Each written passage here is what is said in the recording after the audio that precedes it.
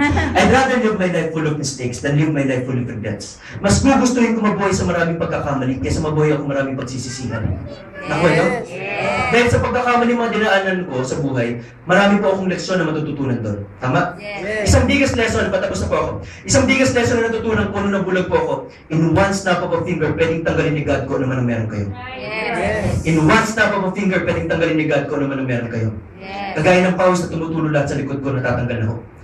Ibig sabihin, ang point ko lang po doon sa sinabi kong yun, kung kayo po hindi marunong magpahalaga sa blessing na binigay ni God sa inyo, or kung hindi kayo marunong magpasalamat, in one snap of a finger, mawawala lahat yan. Kailangan natin matuto magkaroon ng attitude of gratitude. Maging grateful, maging thankful sa lahat na nangyari sa atin. Mabuti man to o hindi. Nakuha nyo? Bibigyan ko kayo ng tip, isang secret ng success. Gusto nyo po? Stop complaining, stop reasoning, stop blaming, stop justifying. Kung ano man ang hirap na dumadaan sa buhay nyo, huwag kayong manisin ng iba. Huwag kayong mag-justify, huwag kayong mag-reason out. Start working to start earning. Baguhin natin yung pag-iisip natin. Nakuha nyo?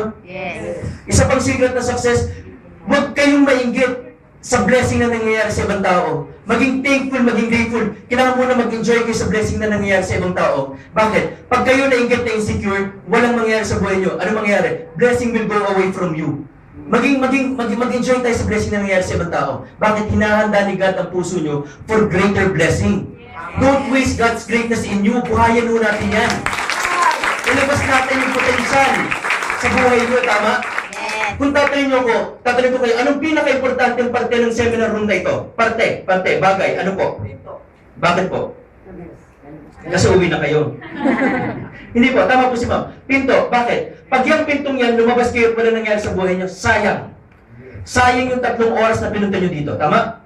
Pero pag yung pintong yan, paglabas nyo yan at nagbago buhay nyo dahil sa seminar to, dahil sa mga narinig nyo, ay nako, grabing blessing ang na-receive nyo, tama?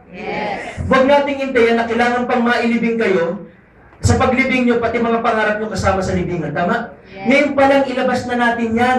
Ako dahil sa Global, kahit bulag ako, naaabot ko na unti-unti ang mga pangarap ko. Kung kayo pangarap nyo kotse, ako hindi. Pangarap ko kotse, hindi, mahina kotse. Driver muna, tsaka kotse. Ang dami kong limitasyon, pero hindi ko ginawang hadlang ang pagiging bulag para mabot ko mga pangarap ko. Dahil sa Global, hindi na ako nagpapatawag na handicap.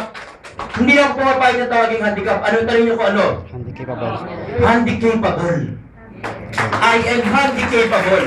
Dahil sa Global, hindi na ako pumapayag na tawagin akong person with disability. Tanong nyo ko ano na? I'm a person with different abilities. Think big, dream big, see big. I mean, think bigger. Dream bigger, see bigger. Do you want to be wealthy? Yes. Hindi ko marinig. Do you want to be wealthy? Yes.